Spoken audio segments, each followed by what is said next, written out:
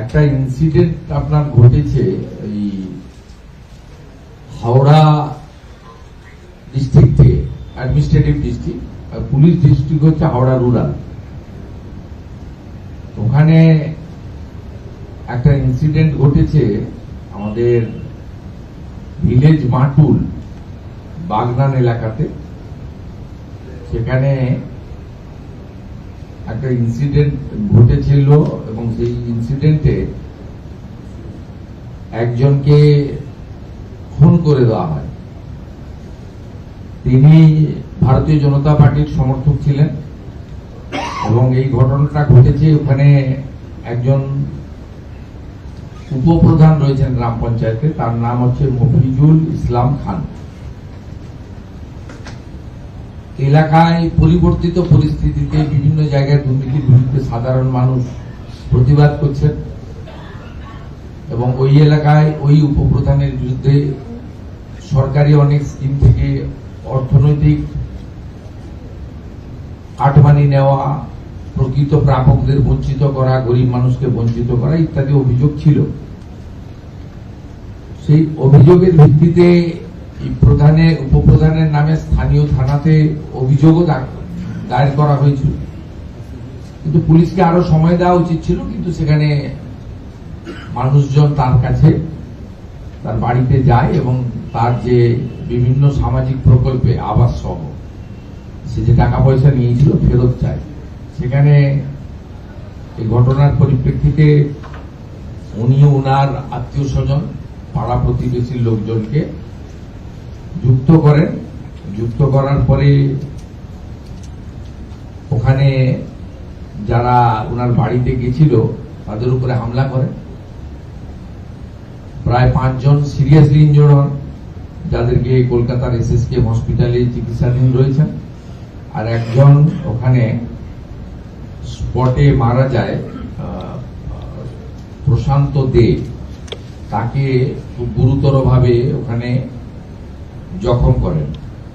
এই এফআইআর এর কেস নম্বরটা হচ্ছে 419/2026, ডেটেড 18/6/2026। এর পরিপ্রেক্ষিতে ওখানে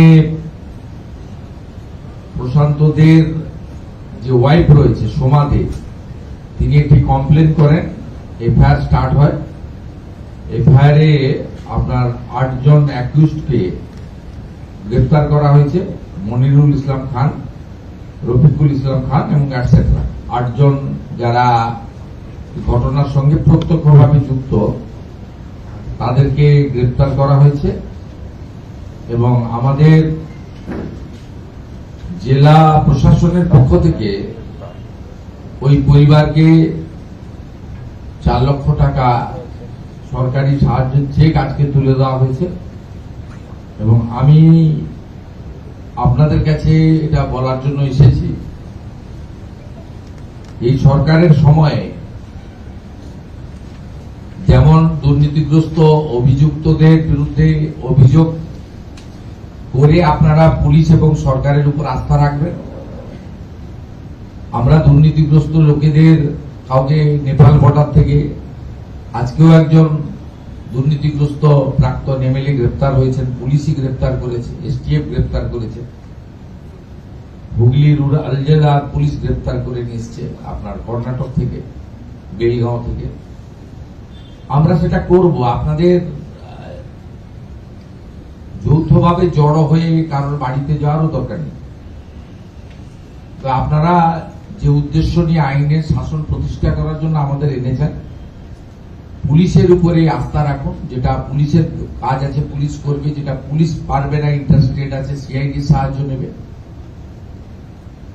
এসটিএফ আমাদের টিম বানানো হয়েছে, তারা আধুনিক প্রযুক্তি ব্যবহার করে অভিযুক্তদের গ্রেপ্তার করবে, যাদের বিরুদ্ধে তথ্য প্রমাণ রয়েছে। সবার ক্ষেত্রে তো আমরা বলবো না, ওইটা রাজনৈতিক প্রতিহিংসার প্রশ্ন নয়, সরকার এভাবে চলে না।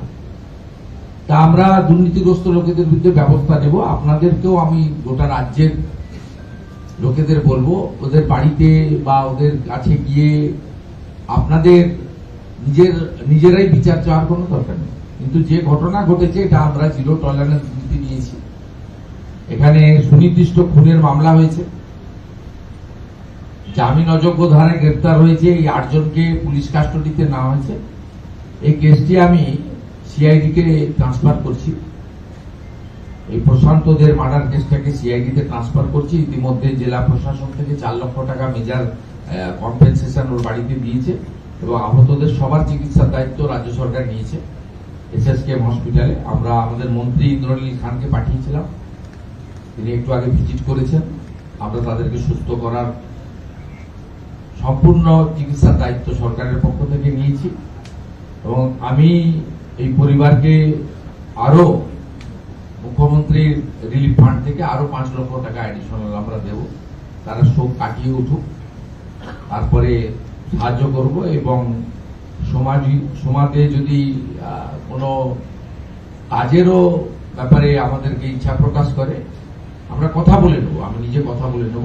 সেক্ষেত্রেও সরকার বা মুখ্যমন্ত্রী ওই পরিবারের পাশে দাঁড়াবে এবং এই লোকেদের যাতে দ্রুত গ্রেপ্তার থাকাকালীন কাস্টডিতে বা জেসি হোক পিসি হোক থাকাকালীন তাদেরকে আমরা ক্যাপিটাল পানিশমেন্ট দিতে পারি, তার জন্য বিশেষ ব্যবস্থা আমরা নেব। সেই জন্য এই কেসটি আমরা সিআইডি কে হ্যান্ড ওভার করছি, সেটা আপনাদেরকে জানানো দরকার ছিল।